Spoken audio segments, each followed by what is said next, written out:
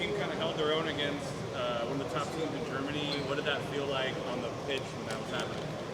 It was good. We came out to try to do our game, keep doing what we've been doing the past few games. I think the team has had great performances. We had some good moments. We were unlucky in the boxes, but I think we got to take the good out of this, Bit of a strange couple of weeks with so many away games, not coming back home, playing Borussia Dortmund. Where's the squad at? Where's Joe Corona at? Especially with all this travel and just the team as a whole. How did you guys come together in this away stage? No, I think the team is in a great moment right now.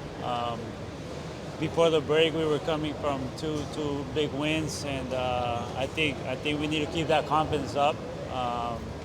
I believe that, like I said, today was a good test for us. Of course, it was a great experience playing with one of the top teams in the world.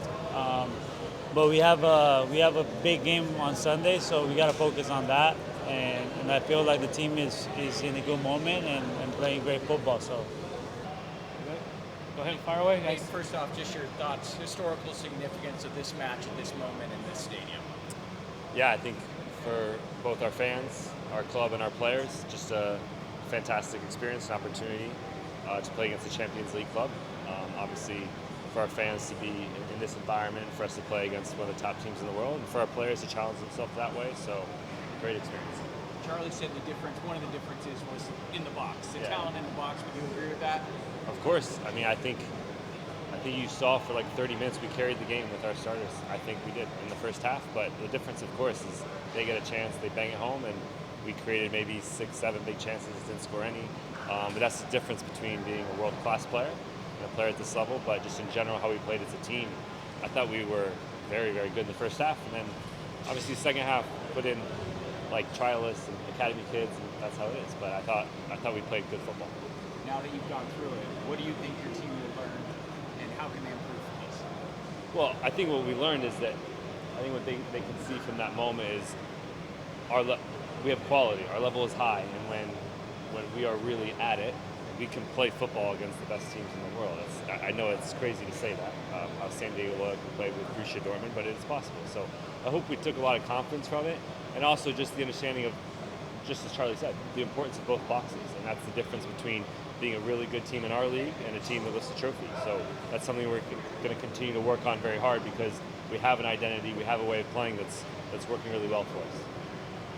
So how do you harness this energy, this momentum going into the season? Obviously a very important match with switchbacks coming back into the Sunday and a long homestand. How do you talk to the team and just use this energy and this experience to go back and play in the league and do a lot of competitive? Yeah, I mean, I think it might sound crazy, but our priority was still Sunday with Colorado. That's the league. This is an international friendly. So you saw, I made 10 changes at halftime. I would have made 11, but we didn't have quite enough guys. So it's about, I didn't want to burn out our guys, so we're recovering. So they understand just by that move alone of all those substitutions that Sunday is extremely important and the league is extremely important.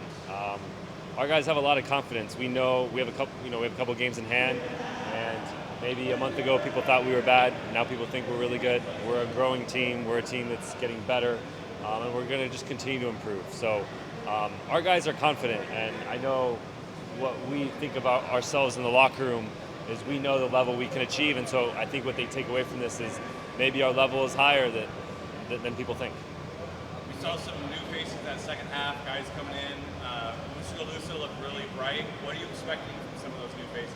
Yeah, after a mid-season analysis, we decided to make a couple moves, and so Matiti is I think, with Nick Moon being injured, is a really good option for us as far as being 1v1 dominant on the left. He can beat his man 1v1, which in our system is very important, using the width that way. And he's got a great mentality. He's fit in really well, but he's only had 2 days of training. And then, Michael Chilaka at center back, you saw him. I really think he's a top player, and he's a young guy that we're going to work in. Charlie Guzman's first minutes, and we had 2 trialists playing, and a couple academy players who weren't pros, so playing against a Champions League team. So sometimes, but then you saw a kid like Issa come in, who's going to play college soccer next season, and he's out there receiving between the lines playing. So it's a funny game, how worlds can collide like that. And Nate, as a guy who lives and works, makes his living in soccer, your thoughts on kind of the summer of soccer in San Diego with the 3 recent international international matches as you wrap it up. What are your thoughts on what all that meant to this town? I think this town has a lot of football supporters. There's so many different cultures. It's so diverse. Obviously, football is huge here. As far as the summer soccer in San Diego, I'm focused on the summer soccer at my club. I'm not watching Wrexham United. I'm watching film of Colorado and of Dortmund. So I'm really focused on my players. I'm focused on our club. But I know there's supporters here that support us, that also support Dortmund, support Real Madrid, whatever. But they should come to Loyal games more than support those teams. So. Do you know when we can expect to see Nick Moon in their timetable yet, and Elijah Martin as well? What about that? Elijah Martin will be soon. Nick Moon is not a clear timetable. Playing that team on this field tonight. Yeah, no, it's fabulous. I mean, I feel like it's the culmination of the work that we've put in as a club for the last 4 years, on and off the pitch. So it was a fabulous event. Of course, shame about the scoreline, but I think there were moments, especially in that first half, where we showed a real good account of ourselves. So we can be proud. The first half, you guys had some chances earlier, then again late. Just couldn't find the net. Exactly, and you see the difference between that level and us is that we make a mistake and they punish you, and they had them 2 opportunities and they made sure that they punished us, and we didn't do the same the other end. So the game is won in the boxes, and you saw why they're a top team. They were amazing in the boxes, so fair play to them.